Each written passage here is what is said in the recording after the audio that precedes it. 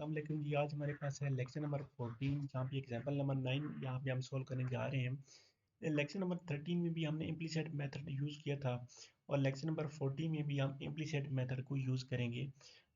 Implicit method का दूसरा नाम बैकवर्ड डिफरेंस मेथड भी है। तो इससे previous lecture number one example number 1 से एग्जाम्पल नंबर 7 तक हमने एक्सप्लिसिट मेथड को यूज़ किया है। तो एक्सप्लिसिट मेथड थोड़ा सा इजी था तो वो यूज़ किया, उसकी एग्जांपल 7 हमने किए हैं। लेकिन अब इम्प्लिसिट मेथड को यूज़ करें। एक्सप्लिसिट मेथड में हमारे पास क्या होता था कि हमारे पास डायरेक्ट वैल्यूज आंसर आ जाता था, लेकिन इम्प्लिसिट मेथड में थोड़ा सा चेंज होगा। इम्प्लिसिट मेथड में हमारे पास जो आंसर आता है वो आपके पास मैट्रिक्स फॉर्म में आता है। इस मैट्रिक को हम सोल्व करके तो हमारे पास फाइनल आंसर आता है, ठीक है। तो इस वीडियो को थोड़ी सी, इस लेक्चर को थोड़ी सी डिटेल में बनाएंगे ताकि आपको अगर पिछले लेक्चर में चीज़ें कुछ चीज़ समझ नहीं आई तो आपको इजीली अंडरस्टैंड हो सकें। तो यार यहाँ पे देखिए क्वेश्चन हमारे पास क्या है। Find numerical solution of heat equation. ये हीट इक्वेशन आपको सेम के मैंने इसका न्यूमेरिकल सोल्यूशन निकालना है यूजिंग बैकवर्ड डिफरेंस मेथड, जिसको हम इम्प्लिसिट स्कीम भी बोलते हैं। कैपिटल टी की वैल्यू आपको गिवन है, एच की वैल्यू गिवन है, के की वैल्यू गिवन है और बाउंड्री कंडीशन गिवन है। बाउंड्री आपके पास 0 से 1 तक है और 0 और 1 के ऊपर आपके पास इसकी वैल्यू 0 है। इसके अलावा इनिशियल कंडीशन आपको गिवन है, ठीक है। तो ये सारी वैल्यू आप इंपुट करके आपने इम्प्लिसिट मेथड को यूज़ करते हुए इसकी वैल्यू निकालनी है। सबसे पहले हमने हीट इक्वेशन के ऊपर बैकवर्ड के फार्मूले अप्लाई कर दिए, ठीक है।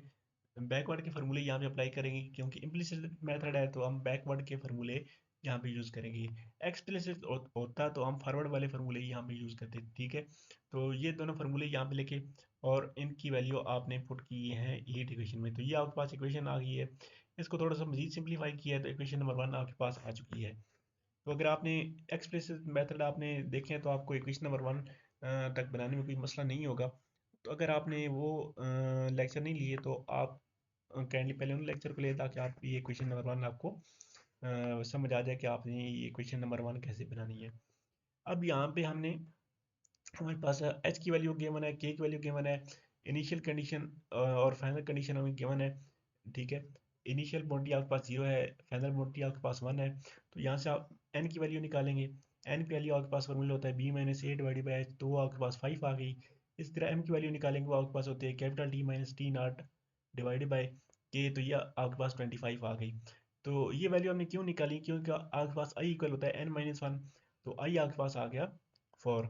यानी कि आई की इटरेशन आपने अपनी परफॉर्म करनी है 1 2 3 और 4। इस तरह जे देखेंगे, जे आपके पास होता है एम माइनस 1, तो जे की वैल्यू आपके पास 24 आ गई, तो जे की इटरेशन आपने करनी है 1 से 24 तक, ठीक है। तो अब हम जे इक्वल 1 फिक्स करेंगे। इम्प्लिसिट और एक्सप्लिसिट मेथड में आपने एक मेन डिफरेंस याद रखना है कि एक्सप्लिसिट मेथड जहाँ पे हम यूज़ करते थे वहाँ पे जे इक्वल 0 फिक्स करते थे इनिशियली, ठीक है। लेकिन इम्प्लिसिट मेथड में यहाँ पे चेंज करना है, आपने जे इक्वल 1 से स्टार्ट करना है, ठीक है। और आई की वैल्यू तो आप ऑलवेज 1 से ही स्टार्ट करेंगे। ये अब जे की वैल्यू 1 और आई की वैल्यू आप 1 फिक्स करें ना इस इक्वेशन नंबर ए में, तो आप यहाँ पे देखेंगे जब आई की वैल्यू 1 आएगी तो डब्ल्यू के सबस्क्रिप्ट में आई की वैल्यू यहाँ पे देखेंगे, यहाँ पे 1 आ गई है। जे की वैल्यू आप यहाँ पे 1 पुट करें तो 1 माइनस 1 0 होता है, तो इस वजह से यहाँ पे 0 आ गया। आगे equal minus lambda W, W के सबस्क्रिप्ट में आप आई की वैल्यू 1 है तो 1 माइनस 1 0, यहाँ पे देखिए 0 आ गया। अब जे की वैल्यू 1 है तो 1 इंटू 1 की जगह 1 आ गया, प्लस प्लस के बाद 1 प्लस 2 ओमेगा, 1 प्लस 2 ओमेगा ऐसे ही आ गया, 1 प्लस 2 लेमडा के साथ ओमेगा आई का जे, तो आई की वैल्यू 1 है, जे की वैल्यू 1 है, तो यहाँ पे देखिए 1 1 आ गया।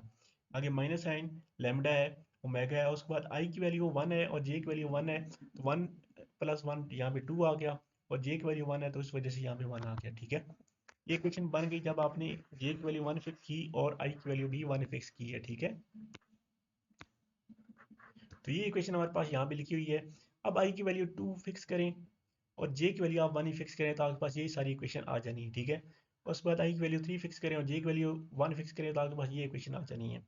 उसके बाद आई की वैल्यू 4 और जे की वैल्यू 1 फिक्स करें तो आपके पास ये इक्वेशन आ जानी है, ठीक है। तो ये चार इक्वेशन आपके पास आ गई हैं जब आपने जे इक्वल 1 फिक्स किए हुए हैं, तो आपके पास ये चारों इक्वेशन आ गई हैं। अब इन चारों इक्वेशन की वैल्यू फाइंड कर लेंगे। इन चार इक्वेशन की वैल्यू कैसे फाइंड करेंगे कि हमें पता है इनिशियल कंडीशन ये आपके पास डब्ल्यू 0 पे आपके पास 0 है और डब्ल्यू फाइनल पॉइंट यानी कि 5 पे भी आपके पास 0 है। तो दरमियान वाली के लिए आपके पास ये कंडीशन क्या है कि दरमियान वाली वैल्यू फाइंड करने के लिए आप ये वाला फार्मूला यूज़ करेंगे। तो आप ये सारी वैल्यू आप इक्वेशन नंबर 1 में पुट करेंगे, तो यहाँ पे देखें, यहाँ पे आपके पास जीरो वाली वैल्यू ये वाली आपके पास स्टार्ट यहाँ से इस इक्वेशन से करेंगे, तो ये W10 वाली ये इक्वेशन में वैल्यू सारी पुट करेंगे, तो ये आपके पास आ जाएगा Wx1 पॉइंट कामा जीरो, यानी कि टी की वैल्यू यहाँ पे आपके पास सेकंड जे की वैल्यू जीरो है, तो ये आपके पास आ जाएगी साइन। और यहाँ पे आप इसकी पहला पॉइंट पुट करेंगे। अगर मैं आपको ड्रा करके दिखाऊं, तो यहाँ पे आपके पास इनिशियल जीरो वाला पॉइंट था और यहाँ पे आपके पास वन वाला पॉइंट था।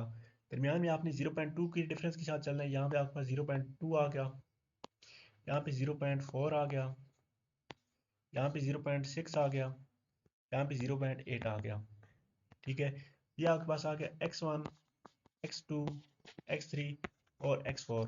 तो सबसे पहला पॉइंट आपने x1 वाले लेना है और x की वैल्यू लेंगे 0.2, सेकंड में x की वैल्यू लेंगे 0.4, फिर x वैल्यू 0.6, फिर x की वैल्यू 0.8 लेंगे। ये सारी वैल्यू लेंगे। यहाँ पे देखिए x की वैल्यू 0.2 ली है और साइन पाई और x की वैल्यू 0.2 आ गई है आपके पास, तो ये इसका ये आंसर आ गया है। नेक्स्ट इक्वेशन में देखें, इक्वेशन नंबर 2 में, इस इक्वेशन नंबर 2 में आप साइन की वैल्यू सेकंड वाली यूज़ करेंगे 0.4, आपके पास ये आंसर आ जाना है। इस थर्ड इक्वेशन में एक्स की वैल्यू आप थर्ड वाली यूज़ करेंगे 0.6, तो आपके पास ये आंसर आ जाना है। उसके बाद इक्वेशन नंबर 4 में, इस इक्वेशन नंबर 4 में आप एक्स की वैल्यू पुट करेंगे 0.8, तो आपके पास ये आंसर आ जाना है। इनिशियली हमारे पास सारे आंसर आ चुके हैं, तो आपके पास इक्वेशन नंबर 1 की ये सारी आंसर आके ये बन गए। ठीक है, तो अब हम क्या करेंगे नेक्स्ट, ये सारे आंसर यहाँ तक आ चुके हैं। अब हम नेक्स्ट क्या करने जा रहे हैं, अब हमारे पास इक्वेशन जे की हम आगे वेरिएशन देंगे। पहले हमने जे की वैल्यू 1 फिक्स की थी, अब जे की वैल्यू आप फिक्स करेंगे 2। जे की वैल्यू जब आप 2 फिक्स करेंगे और आई की वैल्यू आप फिक्स करेंगे 1, तो आपके पास ये वाली इक्वेशन आ जाएगी। ठीक है, सॉरी, ये ऊपर ये वाली इक्वेशन आएगी।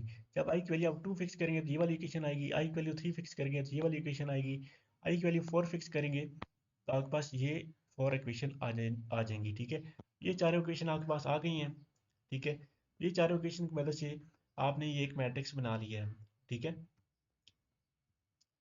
जो चार इक्वेशन आई हैं, इससे आपने ये सीख गया है, इनकी मदद से आपने मैट्रिक्स बना ली है। ये आपके पास आ गया है, आपके पास जो होता है matrix A X is equal to B. ठीक है, बी की हमें वैल्यू ये सारी पता है। बी की वैल्यू ए के लिए हम ये सारी वैल्यू यूज़ करेंगे और एक्स में हम W11, W21, W31 और W41 ये वैल्यू यूज़ करेंगे। तो अब यहाँ पे देखें, सबसे पहले आपके पास क्या चीज़ है, W, यहाँ पे थोड़ी सी टाइपिंग मिस्टेक है, मैं वो ठीक कर लेता हूँ। तो अब देखें, यहाँ पे आपके पास है W10, W20, फिर W11, W21, W31, W W यहाँ पे आपके पास 1 आता है। ठीक है, यहाँ पे 1 2, W22, W32, इस तरह W33, W43, तो ये सारी वैल्यू आपने यहाँ पे पुट कर दी है। 1 + 2 लैम्डा यहाँ पे आपके पास आ गया है, माइनस लैम्डा था तो माइनस लैम्डा आ गया है। बाकी अगली दोनों वैल्यू यहाँ पे नहीं है, तो यहाँ पे 0 0 आ गया है। इस तरह 1 1 की यहाँ पे वैल्यू आ गई है माइनस लैम्डा, 2 1 की यहाँ पे 1 + 2 लैम्डा थी वो आ गई है, 3 लैम्डा की वैल्यू माइनस लैम्डा थी वो यहाँ पे आ गई है। यहाँ पे 4 1 की वैल्यू नहीं थी तो उसकी जगह हमने 0 लिख ली है। यहाँ पे नेक्स्ट आपके पास देखें, यहाँ पे आपके पास आता है 2 1 यहाँ पे नहीं है तो उसकी जगह 0 लिख लिया। 2 2 की वैल्यू माइनस लैम्डा है तो वो लिख ली है। 3 2 की वैल्यू है तो वो हमने लिख ली है। 4 2 की वैल्यू है तो वो हमने यहाँ पे लिख ली है। इस तरह W33 की वैल्यू है, W33 की वैल्यू माइनस लैम्डा है तो वो हमने यहाँ पे लिख ली है। बाकी दोनों वैल्यू हमारे पास इनिशियल नहीं है तो उसकी जगह 0 लिख ली है। W43 की वैल्यू हमने यहाँ पे लिख ली है। और इस तरह ये 0.5877, 0.9011 ये सारी वैल्यू यहाँ पे आ गई हैं। अब हम इसको कैलकुलेट करके इस सेंटर वाले का सेंटर वाले आपके पास जो मैट्रिक्स है ना इसकी वैल्यू नहीं, लेकिन ये हम कैसे निकालेंगे, यहाँ पे आप देखें आपके पास मैट्रिक्स मार रहा है A X is equal to B. तो यहाँ पे अगर हमने एक्स की वैल्यू फाइंड करनी है तो आप यहाँ पे करेंगे B multiply by A inverse. ठीक है। तो ए इनवर्स की वैल्यू पहले हमने फाइंड करनी पड़ेगी, उसको बी के साथ मल्टीप्लाई करेंगे तो आपके पास एक्स की वैल्यू आ जाएगी। तो यही काम यहाँ पे किया है। सबसे पहले हमने फाइंड की है, लैम्डा की वैल्यू फाइंड करके यहाँ पे ये वाला मैट्रिक्स पास बना है ना, इस मैट्रिक्स में लैम्डा की वैल्यू पुट की है। इसमें लैम्डा की वैल्यू पुट की है तो आपके पास ये वाला मैट्रिक्स आ गया है। ये वाला मैट्रिक्स के साथ हमने वो काम किया है कि ए इनवर्स की अब हमने वैल्यू निकालनी है। ठीक है, ए इनवर्स की वैल्यू निकालने के लिए ए आपके पास ये वाला मैट्रिक्स है, तो इसके दो तरीके हैं। या तो इसका ए की वैल्यू फाइंड करने के लिए ए इनवर्स आपके पास इक्वल होता है, या तो इसको आप अर्जेंट निकाल लें, डिटर्मिनेंट मल्टीप्लाई बाय अर्जेंट, ये आपके पास इनवर्स होता है। या आप इसका आइडेंटिटी मैट्रिक्स लेके उसके ऊपर रो ऑपरेशन अप्लाई करके आप इसका जो है वो इनवर्स निकालें। तो दोनों तरीकों से जैसे भी आप एक इनवर्स निकालेंगे आपके पास आंसर सेम ही आने। ठीक है, तो यहाँ पिछले क्वेश्चन में हमने इसका अर्जेंट वाला मेथड यूज किया था, इसमें हम रो ऑपरेशन यूज करेंगे। तो दोनों में से आपको जो आसान लगे आप उस तरीके से इस यूज करते हुए इसकी वैल्यू निकाल सकते हैं। तो ये देखें आपके पास ये वाला मैट्रिक्स आपके पास ए आ गया है, ये साथ हमने मैट्रिक्स एक आइडेंटिटी मैट्रिक्स ले लिया है। अब इसके ऊपर कुछ रो ऑपरेशन करना है। R2 को इन्होंने मल्टीप्लाई किया है, R2 को -1 से, बाद ये सारे रो ऑपरेशन करने के जो रो ऑपरेशन आप इस मैट्रिक्स के ऊपर करेंगे सेम वही रो ऑपरेशन आप इस मैट्रिक्स के ऊपर भी हम करते जाएंगे। तो ये सारे रो ऑपरेशन करने के बाद हमारे पास जो मैट्रिक्स ए है ना उसमें आइडेंटिटी मैट्रिक्स बनाना है, और आपके पास जो सेकंड मैट्रिक्स है ना वो आपके पास इसका इनवर्स आ जाएगा। तो ये देखिए मैट्रिक्स ये हमारे पास आइडेंटिटी मैट्रिक्स बन चुका है, और मैट्रिक्स ये आपके पास इसका इनवर्स आ चुका है। तो ये आपके पास ए इनवर्स आ चुका है। अब ए इनवर्स से आप 55 कॉमन ले सकते हैं। तो ए इनवर्स से 55 कॉमन लेके आपके पास ये वाला मैट्रिक्स आ चुका है। ठीक है, तो 1/55 आपने पहले किया, बाकी ए इनवर्स को आपने मल्टीप्लाई कर दिया बी के साथ। तो simple matrix multiply matrix multiplication करने के बाद आपके पास ये वाली वैल्यू आ गई है। अब ये वाली वैल्यू आपकी इस मैट्रिक्स की इक्वल आ गई है। ठीक है, तो यहाँ पे देखें W11 की वैल्यू आपके पास आ गई 0.4039, W21 की वैल्यू आपके पास ये आ गई है, W31 की वैल्यू आपके पास ये आ गई है, W41 की वैल्यू आपके पास ये आ गई है, ये आपके पास सेकेंड वाली वैल्यू आ गई है। इस अब ये वाली वैल्यू कौन सी आई है? अब ये वाली वैल्यू आपके पास आई है जब आपने j इक्वल टू फिक्स किया और i की डिफरेंट वैल्यूज़ के लिए आपके पास ये सारी वैल्यू ये वाली ये चारों वैल्यू आ गई हैं। अब अगर आपने j इक्वल 3 के लिए ये सारी वैल्यू निकाली है ना, तो अगेन आप ये सारे स्टेप अप्लाई करेंगे, इस तरह से के मैट्रिक्स बनाएंगे, और उसके बाद आपके पास j इक्वल 3 के लिए ये सारी वैल्यू इस तरह से आ जाएंगी। इस तरह से ये सारी इटरेशन परफॉर्म होती जाएंगी, और आपने j की जहाँ तक लेके जाना है वहाँ तक आप ये सारी इटरेशन परफॉर्म कर सकते हैं। तो यहाँ तक था लेक्चर नंबर 14। मिलते हैं नेक्स्ट लेक्चर के साथ 15 के साथ, तब तक के लिए टेक केयर, अल्लाह हाफिज़।